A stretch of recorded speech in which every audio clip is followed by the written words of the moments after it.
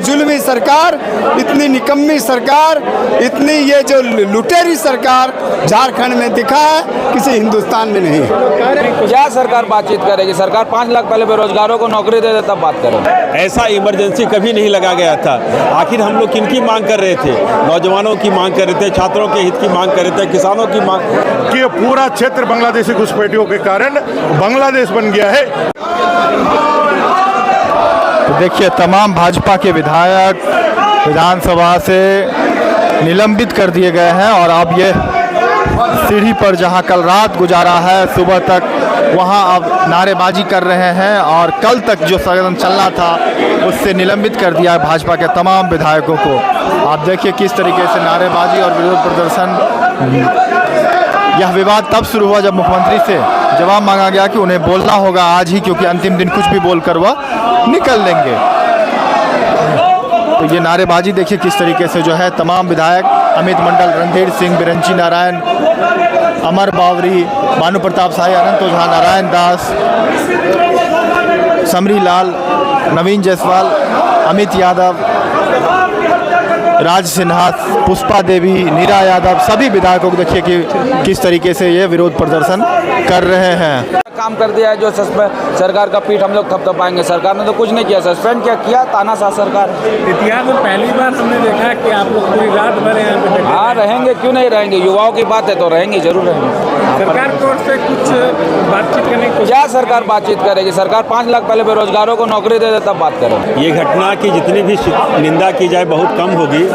आपने इमरजेंसी की बात की, ये इमरजेंसी से बढ़कर भी है, क्योंकि लोकतंत्र का गला घोटने का काम किया गया और एक बार में ही सारे विपक्ष के विधायकों को निलंबित किया गया। तो ये इमरजेंसी तो है ही, लेकिन ये नज़र बंद इमरजेंसी है। ऐसा इमरजेंसी कभी नहीं लगा गया था। आखिर हम लोग किनकी मांग कर रहे थे? नौजवानों की मांग कर रहे थे, छात्रों के हित की मांग कर रहे थे, किसानों की मांग। तो सरकार को जवाब देना चाहिए था, सरकार को अपना स्पष्ट वक्तव्य देना चाहते। हम लोग तो वक्तव्य के लिए धरना पर बैठे थे। निश्चित रूप से विधानसभा स्पीकर के द्वारा जो काम किया गया वो सरकार के इशारे पर किया गया, जो लोकतंत्र का गला घोटने के बराबर है।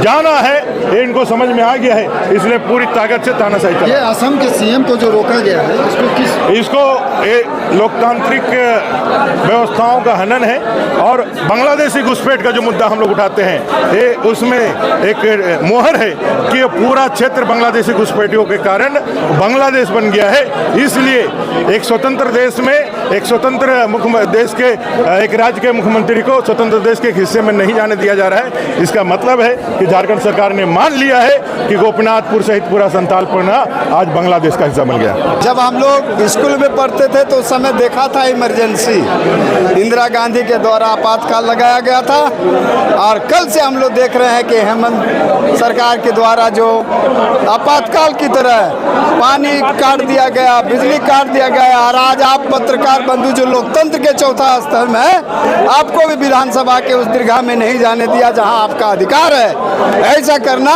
इतनी जुल्मी सरकार, इतनी निकम्मी सरकार, इतनी ये जो लुटेरी सरकार झारखंड में दिखा है, किसी हिंदुस्तान में नहीं। कह रहे हैं कि आप लोग भी निलंबित कर दिए थे संसद भवन से। अरे पूरे विपक्ष को निलंबित कर दिया, ऐसा कहीं सुने?